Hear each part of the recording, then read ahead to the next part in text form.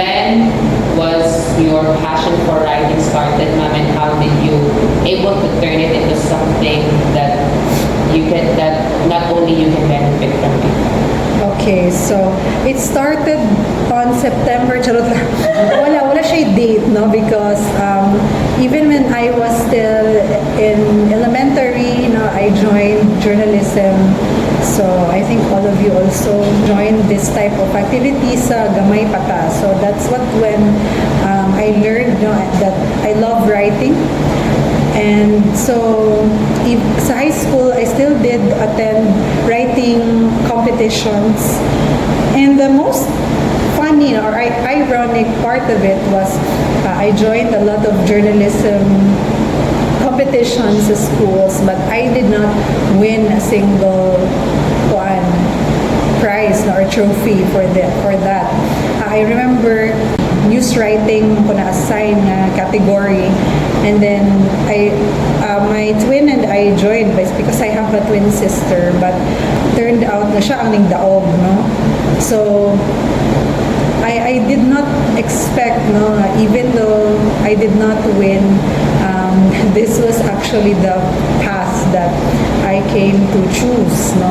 So it was when sa college, my first choice was to join the media, communication and media studies department, major in journalism.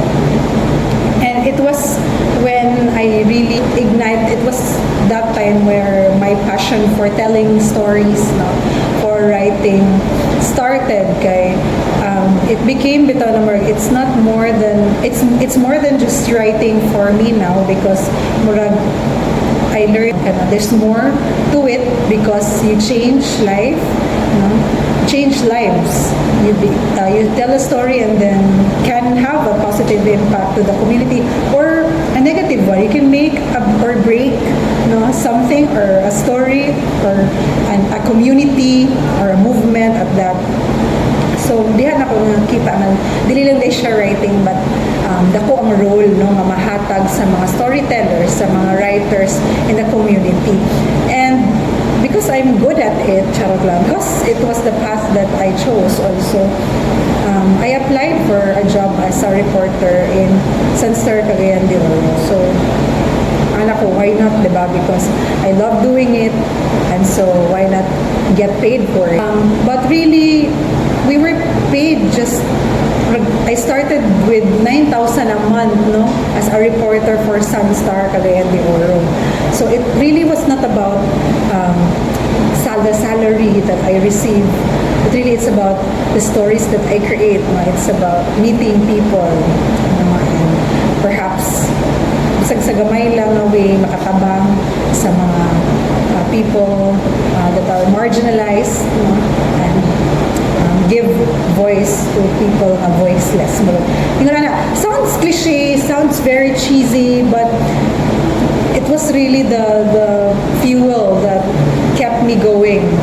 Kaya dili man gud siya sa sweldo, kaya kung sweldo lang, wala gid siya lang kanang makakaon lang ka, pero nagyapoy ga-support akong family at that time. I also have a family that is so supportive, so I have them to thank for that I built a career for 5 years as a reporter, and then I eventually became an editor for the same newspaper. I became editor. The responsibility got bigger because you now have choice to choose what stories to publish, and some pwedeng awayon ka, so job, it's not easy. Okay, aside from the economic factor, there's also the fear of being targeted, because some stories that you produce, everybody are not going to be happy, naiuban nga maalaot siguro, and so it really was challenging,